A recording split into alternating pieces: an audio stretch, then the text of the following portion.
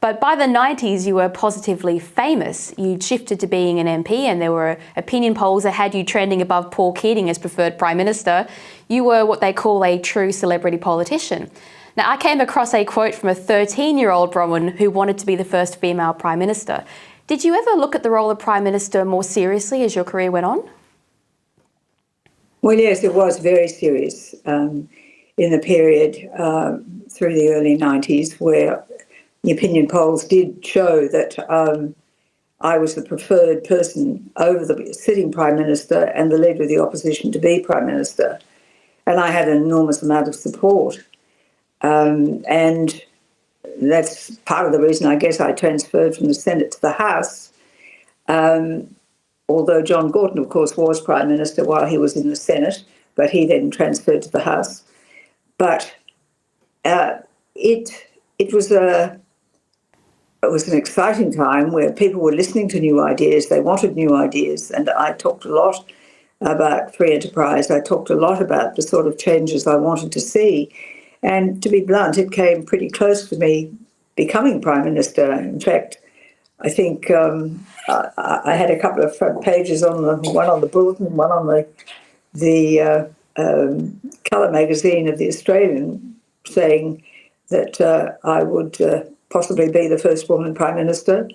And also it was interesting when I made that program about women in politics for the ABC that went to air, I think it was last year. They showed me a focus group, which I had never seen before. And the focus group showed that they all expected that I would be the Prime Minister. And I was just amazed at that, that I'd never seen it before or known it was there. So it was a very exciting time. But I went on to become the member for Mackellar and was there for 22 years.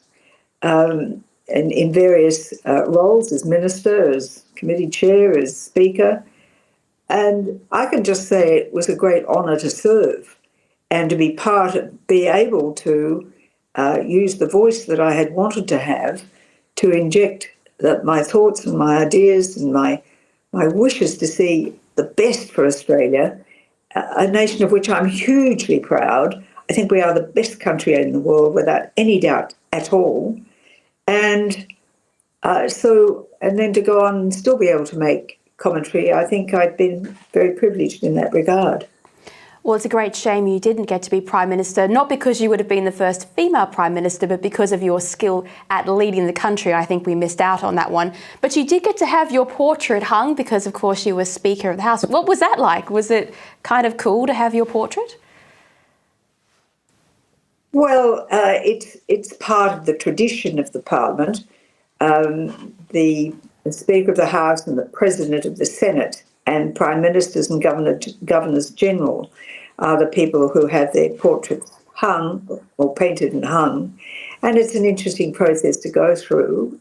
First of all, it has to be painted in a much smaller picture and put to a committee to see whether or not the committee of parliamentarians agree to its being accepted, and then it is painted and then ultimately hung. So, yes, it was an engaging process, and I just felt, again, the sense of privilege of being able to hold that office, and some of the things I did with it by setting up a system whereby we took the Parliament to schools.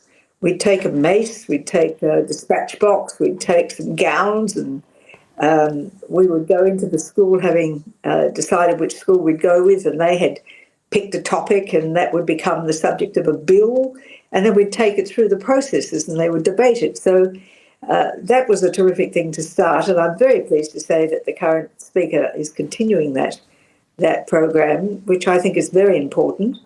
And also there's a big international role where you represent the country at places like the International Parliamentary Union and other places where you're invited to go as Speaker.